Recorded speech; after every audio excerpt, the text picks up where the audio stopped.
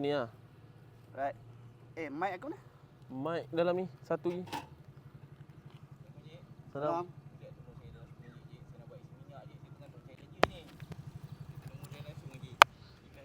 Isi minyak? Tak ada cash lah. Sekejap aku tengok.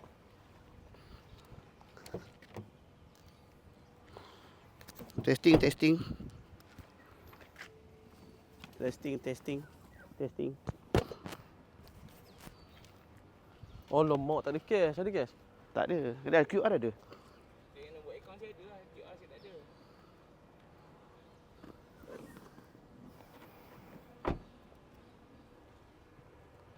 Mak phone aku dah setting. Ya. Boleh ambil lah? Apa nombor phone, bang? Ni ambil siapa bang? Ya, saya ambil anak saya. Oh anak abang pergi mana? Kat mana? Ada kat hospital tu. Hospital ni? Ha. Abang dari mana? Saya sebenarnya saya daripada hospital. Saya terang cakap lah sebab apa saya sebenarnya kita orang ada kecemasan ni. Ya ke? Ha. Minyak habis? Itu pun satu juga bang. Lepas tu saya sebenarnya pun nak buat duit makan sama bang. Sebab apa dia orang tu dah apa duit makan. Saya duit tak ada langsung orang ni nombor akaun saya bang BSN. BSN jap. Itu orang cakap abang tanya helmet punya hal lah. Saya tak kerti nak cakap tak benda lain lepas selain patah bang. Itu orang cakap sebab apa sebab apa saya sekarang ni tengah duk putih kerja kan. Yang Sebelum ni kerja apa? sebelum ni saya buat lori. Oh, lepas tu? Lesen saya kena gantung. Oh. Accident. Tu yang saya jadi putus tu. Yang tu yang saya disangkut. Berapa lama dah? Berapa bulan dah? Kat 3 bulan lah. Oh ya eh? BSN apa benda? Bank Ni? simpanan ni Kanan ni? 05 505 1 341 341 4 kali 0 29931 29 9 931.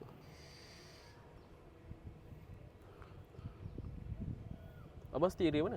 Ya saya duduk dekat First Garden. First Garden.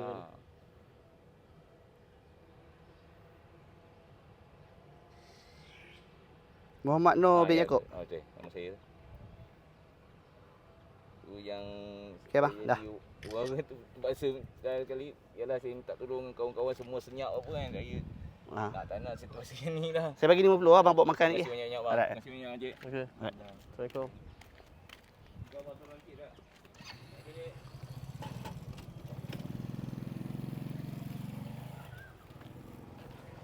Bapak banyak aku bagi. Tu lah, bagi banyak guys. Oh. Tak apalah. Aku pun tengah susah. Kalau dia tipu dia. Ambil budak tu. Ada ambil budak.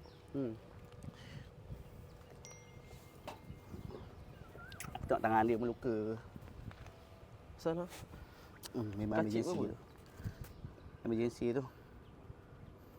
So, kita dah start dah record. Macam mana? Lepas raya ni, ada sale tak? Sale okey lah.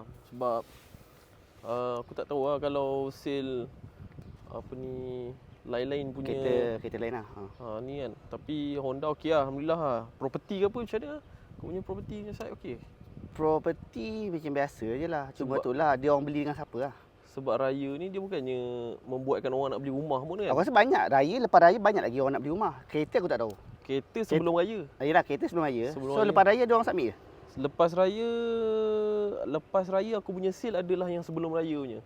Maksudnya follow up lah. Half bukan follow up. Memang dah Boleh. approve dah. Oh dah approve tapi keluar raya. Keluar masa raya. Ada last keluar masa raya ke-6 ada.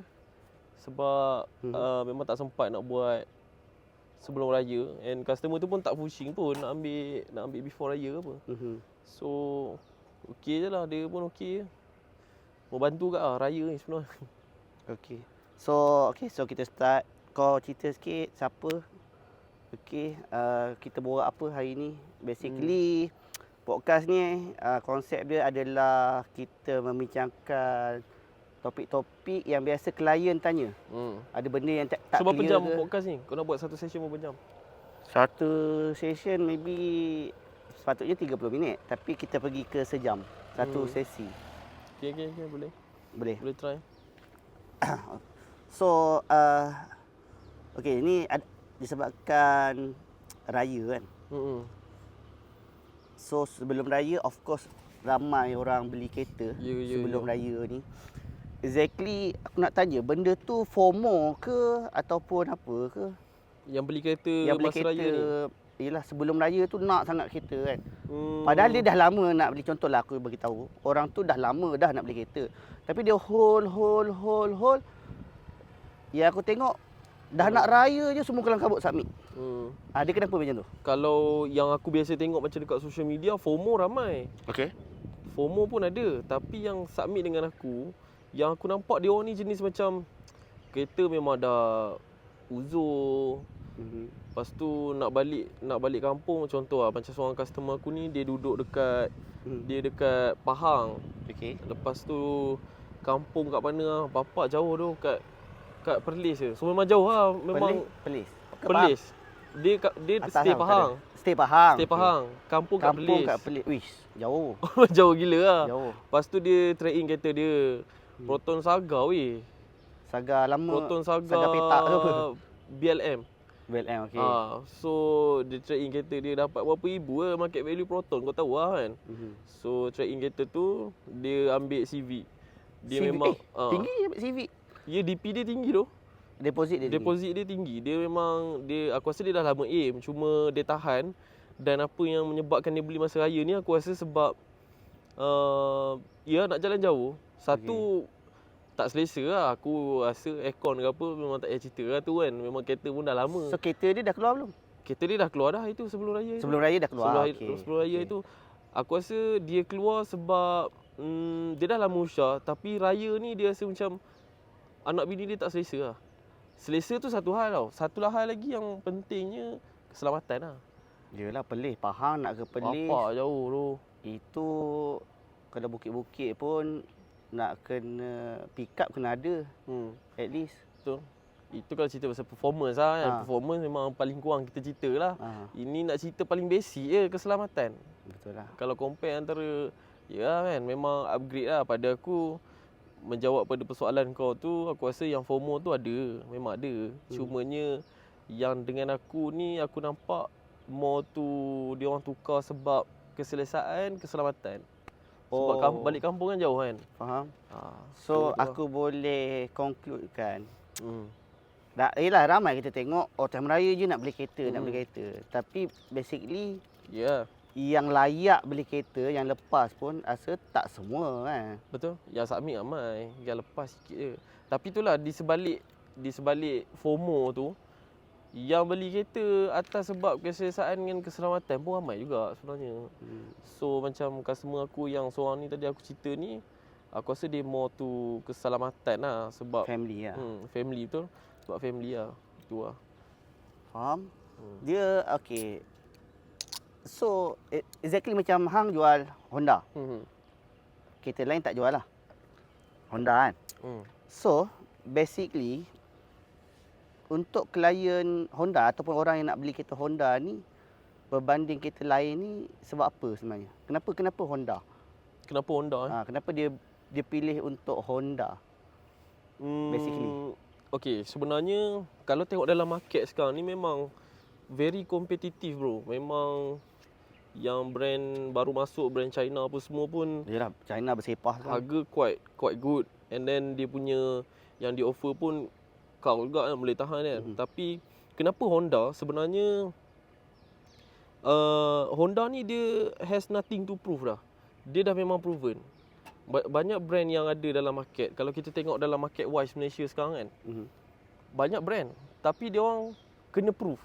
Ataupun dia orang kena tunjuk yang dia orang reliable, market value dia orang bagus, quality dia orang okey. Dia orang kena prove benda tu. Macam Honda, dia dah tak perlu prove apa-apa dah. Sebab dia dah bertapak kat Malaysia ni dah lama dah. Dan dia bukan macam brand yang pernah masuk keluar balik, tak ada. Honda ni dia masuk sekali je dan dia memang ada sampai sekarang lah. Sampai sekarang. Nak cakap dia punya sustainability tu satu benda yang kita tak payah bincang lah. Sebab memang daripada dulu sampai sekarang ada kan. Nak cakap pasal reliable, kau bayangkan CR-V sekarang ni pun dah 6 series lah. Dah berapa banyak series lah CR-V kan. memang terbukti dia punya reliability dia tu memang power. Nak cakap pasal performance pun ni kereta ni belakang ni. Alah, Kalau Civic. Ha. kalau orang nak beli kereta performance, kereta Japan, apa orang selalu ingat?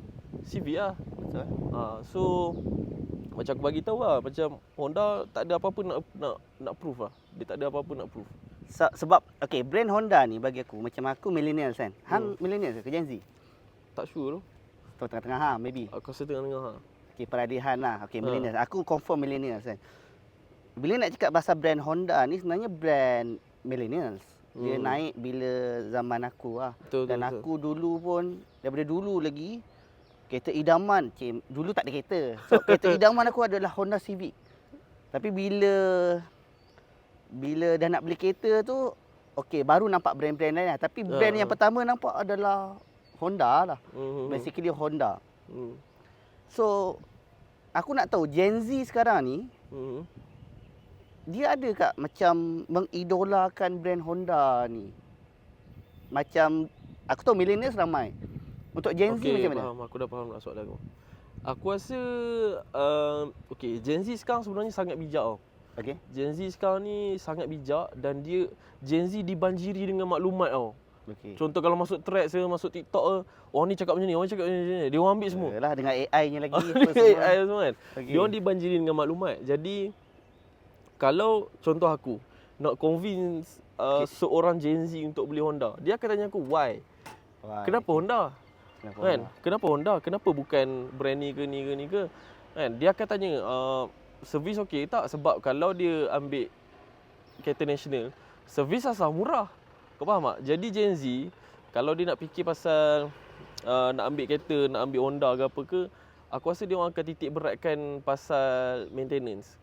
Gen Z sekarang bijak. So, aku rasa Gen Z lebih dekat dengan Proton Pro 2. Tapi, Gen Z pun ada juga yang jenis buat duit kau-kau tau. So, dia orang ni yang jenis macam high income earner. So, pada dia orang, alah Honda je pun. Bukannya kereta konti pun. So, still ada yang beli Gen Z yang beli Honda. Tapi, aku rasa Gen Z lebih dekat dengan kereta lokal kot. Ke macam ni, sebab Gen Z ni, kita tahu Gen Z sekarang ni pun baru start 20-an. So basically 20-an ni diorang ni belum stabil lagi dari segi financial kan. Biasanya first car memang dia orang akan lenjan kereta nasional lah. memang kereta Proton, Pro 2.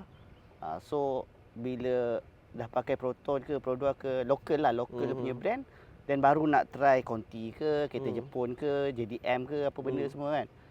Ke sebab tu.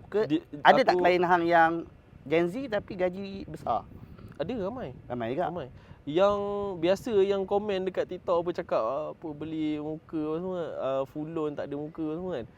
Aku malas nak komen balik je. Sebenarnya Gen Z yang beli kereta Honda ni, income dia orang kadang-kadang bukannya 4-5 ribu. Income dia orang close to 10k pun ada. Ada ke? Ada. Gen Z Kerja apa? Biasa sales lah. Oh, kerja sales lah. Kerja sales. Kadang kau tengok buat bisnes semua. Kadang kau tengok macam brother ni, aku tanya kerja apa bro? Kerja JNT. Aku disebabkan bahagian sales, aku dah biasa untuk tak jadi judgemental tau. Kalau kau judgemental, yalah. Kan. So aku bila cakap dia kerja macam courier service kan. Jangan underestimate doh income dia. Yalah, kita ingat courier ni yang jenis hantar-hantar parcel. Mentang-mentang dia hantar parcel, kau ingat gaji dia 2-3 ribu. Aku pernah dapat gaji itu customer aku beli CVRS. Gaji dia dalam 9,000 tu. Besar. Apa manager ke? Paling sikit gaji dia 7,000. Ke driver? Manager? Dia memang dia hantar parcel je. Oh, dia hantar parcel je. Dia hantar parcel je. Okey, faham. Tapi nak cakap bukan pasal memang pulun lah Azan. Memang pulun lah. So that's why lah jangan pandang rendah dengan orang yang beli Honda ni sebenarnya kan. Bukanlah aku nak banggakan. Ada je yang tersalah langkah apa semua tu kan. Tapi yang beli sebab memang high income earner pun ramai juga. Faham. Tapi menjawab pada soalan kau yang pasal Gen Z tadi tu, satu, Gen Z lebih dekat dengan kereta nasional. Satu, of course lah maintenance dia. Dua, insurans dia pun murah bro. Insurans murah, installment murah. Kenapa insurans murah? Sebab apa beza dia? okey, macam CVRS ni harga dia 100 450,000. Compare dengan Pro 2 paling mahal berapa Aku tak tahu lah, 80,000 kot. Mungkin So kalau insurans dia ni 150,000, insurans dia dalam 5,000. Yang tu mungkin half lagi daripada 5,000, mungkin 2,000 lebih, mungkin 2,800 macam tu je. Sebab sebab nilai kereta tu sendiri. Market value kereta tu sendiri. Okey. So that's why lah insurans yang of course lah Honda ni lagi mahal. So tu lah. Tapi aku nak tanya kan, sebab aku pun ada jual kereta juga sikit. Tapi tak berapa pengalaman lah, hang dah lama. Kenapa kereta-kereta Honda ke Conti ke, bila kita cerita pasal interest rate, aku tengok dia boleh dapat rendah tau. 2.3, 2.4, 2.2. Tapi kalau kereta-kereta yang kita anggaplah kereta first car lah, Proton ke, Saga ke, rasa agak tinggi interest rate dia. Kenapa? Agak tinggi. Aku tak tahu kenapa, tapi inilah yang jadi dalam kita punya market beli kereta sekarang kan. Macam kereta Honda paling rendah 2.2 pun dapat interest. Betul. Macam kereta Proton aku rasa paling rendah aku pernah tengok 2.8 kot. So gap dia tu adalah sikit. Cumanya mengambil kira kemurahan harga kereta tu dan juga dia punya interest lah, maintenance semua, aku rasa berpadanan lah dengan interest rate yang dia orang dapat. Tak adalah tinggi sekali lipat. Kalau kata Honda 2.5, tak ada pun dia orang sampai 5.0. Tak ada lah. Tak ada lah. Tapi, tinggi sikit lah. Tapi tak dapat lah macam tak Honda. dapat lah. Kenapa? Aku tak tahu lah. Takkan nak cakap macam, takkan kerajaan lagi galakkan beli Honda, macam tak ada lah kan. Macam ni, sebab bank ni ikut kasta kan. So orang-orang yang berduit lebih ni sebab dia nak jaga yang kaya makin kaya. Yang kaya ni interest kita kurangkan supaya dia ambil lagi dengan kita. Kalau yang tak berapa kaya ni lepas ni dah tak ambil dah produk bank ni. So kita bagi interest tinggi je. Aku tak sure nak cakap macam tu ke tak, tapi nampaknya macam berat sebelah sikit lah kan. Sebab kereta even macam Tesla, kau tahu interest rate dia berapa? Ada yang offer 1.98. Tak cecah dua. Tak cecah dua pun. Tak tahu kan kenapa dia orang buat macam tu, kenapa kereta. Itulah kata bila kereta mahal, bank boleh bagi interest rate rendah. Mungkin dia orang nak pegang customer kan. Tak tahu lah, tak tahu lah, tak sure lah. Aku pun tak ada ni reason. konsep dia maybe sebab okey, kalau kereta mahal, dia kan ikut persen kan. So persen daripada kereta mahal tu dah tinggi. Dia orang dah untung dah banyak kat situ kan. Dia dah untung maybe daripada 200,000 dah ada dah okey 5,000. Tapi kalau kereta tu 40,000, tapi overhead dia orang tinggi. Yalah nak bayar staff semua kan. So terpaksa lah interest rate tu dia tinggikan. Aku rasa sebab dia nak cover dia punya expenses untuk cover itulah. Betul lah tu. Expenses tu lah. Aku rasa itu pun mainkan peranan juga. Tapi kalau korang beli Honda, kalau korang beli Proton ke, interest 2.8, 2.9 tu okey lah. Okey kan. Nak berapa kan, okey tu. Dah rendah lah tu. Dah rendah lah, mengambil kira harga dia pun sendiri memang rendah. Okey tu. Okay. Macam tadi hang ada cakap pasal kereta, ialah kebanjiran kereta China kan. So nak dibandingkan dengan kereta Honda ataupun kereta Jepun lah. Jepun apa brand? Honda Dain? Honda, Toyota, Mitsubishi, Mazda. Tapi biasanya Toyota dengan Honda lah, dua ni lah yang paling kuat lah. Paling kuat kan. Toyota lebih kepada yang jimat lah. Performance maybe kurang sikit. Honda lebih performance. Toyota dia ada banyak variety kereta tau. Even dia punya MPV pun berjenis-jenis kan. Ada yang macam tu, ada yang macam ni. Toyota ni dia ada banyak variety. Maksudnya kalau kau masuk showroom Toyota, mesti ada sebiji kereta untuk kau. Itu Toyota punya specialty lah. Okey, apa beza Honda dengan Toyota lah, itu first. Okey, beza dia. Okey. Then macam mana brand-brand apa kata daripada Jepun ni kan. Belum kita konti lagi dari Jepun ni nak bersaing lah, sebab kita pun sebagai sales advisor semua. Apa kelebihan kereta Jepun berbanding dengan kereta ialah EV ke daripada China ni banyak kan. Bukan EV pun ada. Daripada China ni murah-murah pula tu. Macam yang aku cakap tadi lah pasal kereta China tu kan. Sekejap, record ke? Tak nak check Entah dia stop ke apa, interrupt ke. Record Record lah. Okay, soalan dia tadi apa beza Toyota dengan Honda And then Toyota apa Honda, kesan lepas tu kebanjiran banyak kereta China ni. Okay, beza kalau nak diikutkan gemilangnya Toyota ni dia dekat negara dia sendiri. Contoh macam dekat Japan, baru ni aku pergi Japan kan, memang dibanjiri dengan Toyota. Nak kira kan dia punya nisbah dengan Honda ni, out of 10 aku rasa 8 Toyota, 2 Honda. Memang sikit. Okay. Tapi kalau kita nak cakap, oh maksudnya Honda tak bagus lah, tak fair. Tak boleh cakap macam tu. Sebab Sebab mesti ada peminat dia. mesti ada peminat dia. Sebab kalau kau masuk market belah Malaysia, Indonesia ni, engkau akan nampak benda terbalik tau. Terbalik, betul. Terbalik. Orang akan yang minat Honda tu lagi banyak. Yang minat Toyota tu bukan tak ada, tapi dia lagi kurang. So kalau kau nak cakap macam Honda tak bagus ke Toyota tak bagus ke, dia tak fair. Dia tak fair sebenarnya. Sebab Toyota ada fans dia, Honda pun ada fans dia. Toyota ada potensi dia, Honda pun ada potensi dia. So dekat situ aku rasa quite kalau kita nak debate dia sebenarnya sangat sukar lah nak debate antara Honda dengan Toyota ni. To simplify, dia sebenarnya rival lah sebenarnya. Dia boleh katakan adik-beradik tapi bergaduh selalu lah. So korang decide better lah, tengok yang mana kena dengan korang kan. So itu beza Honda dengan Toyota. And then mengambil kira yang pasal banyak kebanjiran kereta masuk China dalam market Malaysia ni kan. Soalan dia tadi mengganggu ke tak prestasi Honda? Yelah, sebab hang jual kereta Japan, Honda. So exactly macam mana Honda nak kekal relevan dengan competitiveness kereta-kereta masuk ni? Kalau aku cakap tak bagi kesan, bapak tipu kan. Betul. So aku rasa ada kesan. Ada kesan sebab out of 10 orang dulu mungkin orang akan beli beberapa brand je. Tapi sekarang ni dah ada 10 brand. So boleh dikatakan setiap seorang beli satu brand. Yang ni beli brand ni, yang ni beli brand ni. Kalau dulu mesti brand ni je kan. So mesti ada kesan.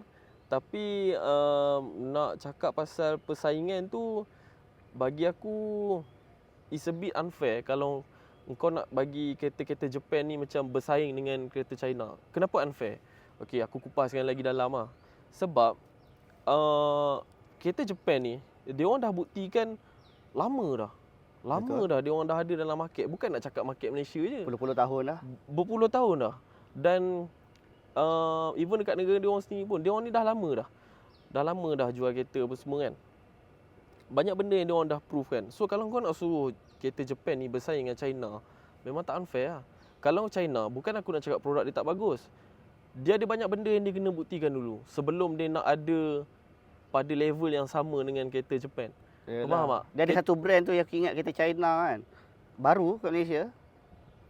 Dia punya tapak tayar tu boleh tercabut weh.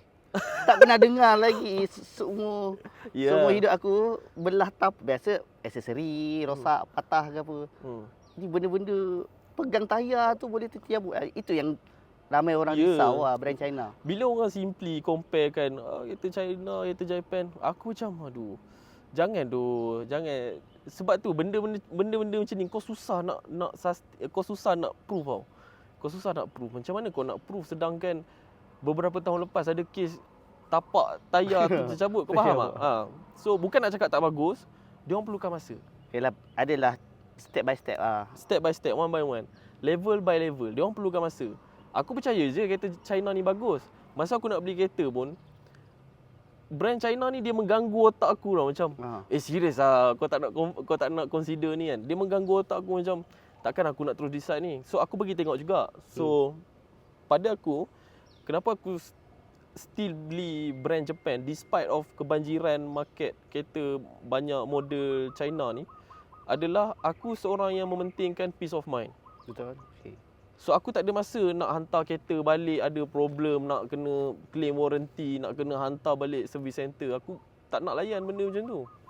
Okay. So disebabkan itu aku beli juga kereta Japan. Okay. So maksud kau kelebihan kereta Japan ni, kalau beli tu tak perlu dah uruskan benda-benda renyah, rosak tu ada. Rosak tu ada lah. mesti. Maybe dalam 1000 kereta adalah 1-2 kan. Mesti. Tapi kalau nak dibandingkan dengan kereta China ni, peace of mind lah. Kalau peace rosak pun kita dah tahu dah service center ni kat mana. Apa semua. Itu satu lagi kan.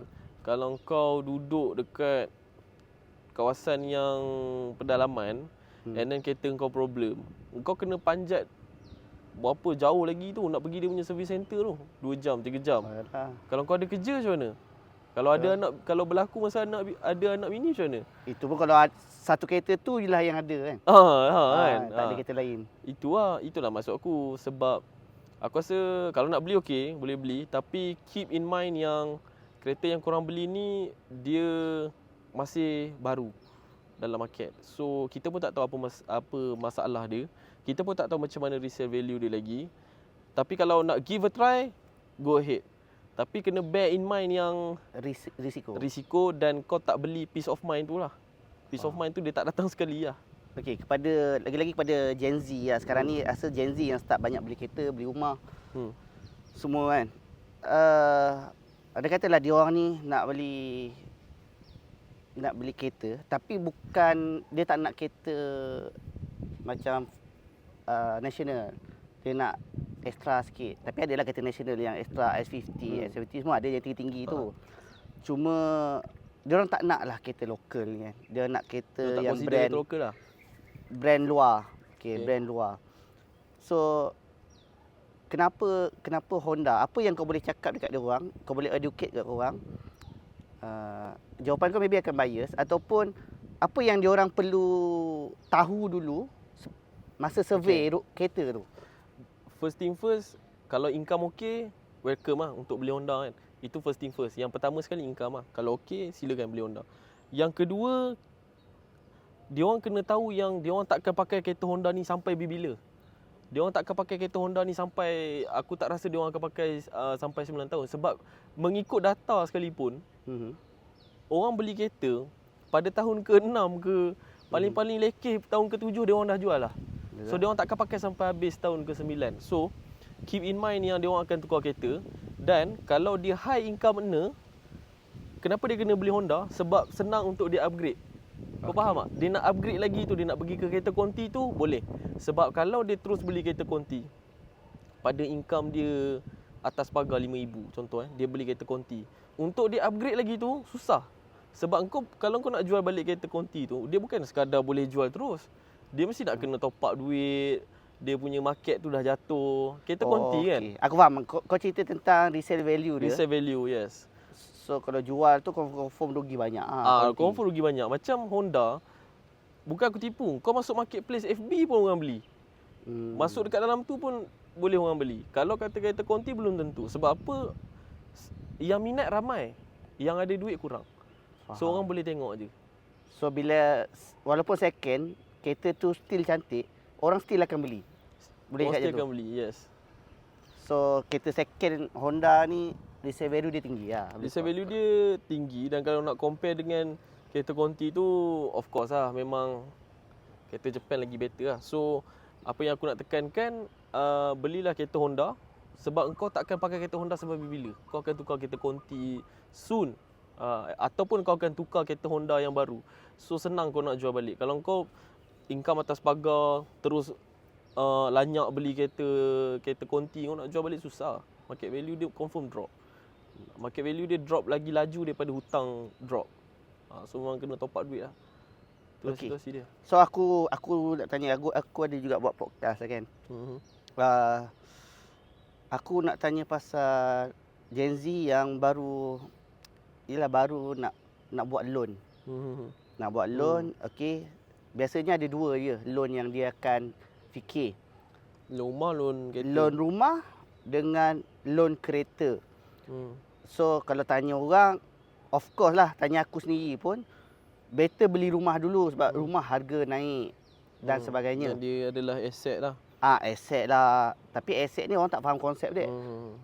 So konsep dia, aset ni adalah duit tu masuk poket. Tapi kalau kita beli rumah, bulan-bulan duit keluar daripada poket, itu dah jadi bukan aset. Itu dah bukan aset dah, itu liability. So kalau nak buat loan first kan, ada orang dia kata beli rumah lah, rumah nanti naik harga jadi aset untuk masa depan cerah. Ada orang pula kadang-kadang dia, kalau rumah aku duduk dengan mak ayah lagi apa semua, ataupun faham. aku sewa lagi. Tapi kereta aku perlu ambil untuk aku pergi kerja. Takkan nak naik bas, beli Tashengo. Remeh lah. Dia jadi susah. Lagipun dekat Malaysia ni kita tahu public transport tu memang tak berapa efisien macam nak bandingkan kat luar compare negara kan. Nombor satu sebenarnya jangan beli sebab FOMO lah. FOMO macam kau tahu tak harga rumah sekarang ni dah ni, nanti kau tak mampu. Tu FOMO lah. Dia takut.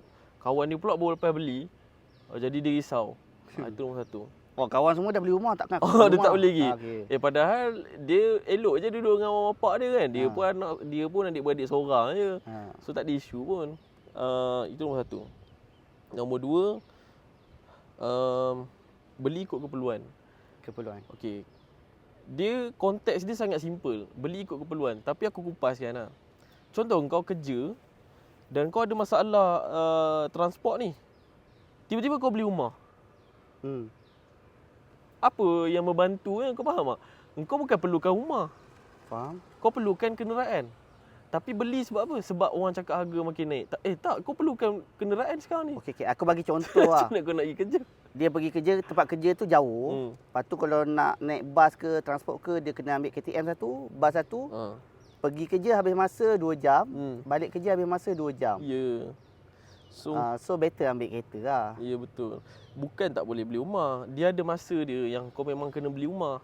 Contohnya kau dah kahwin. Sebelum ni kau duduk bilik je kan. Sewa bilik je kat KL contoh lah kan. Tiba sekarang ni kau kahwin. Kau perlulah beli rumah. Dan kebetulan kau pula mampu. Belilah rumah. Sebab betul lah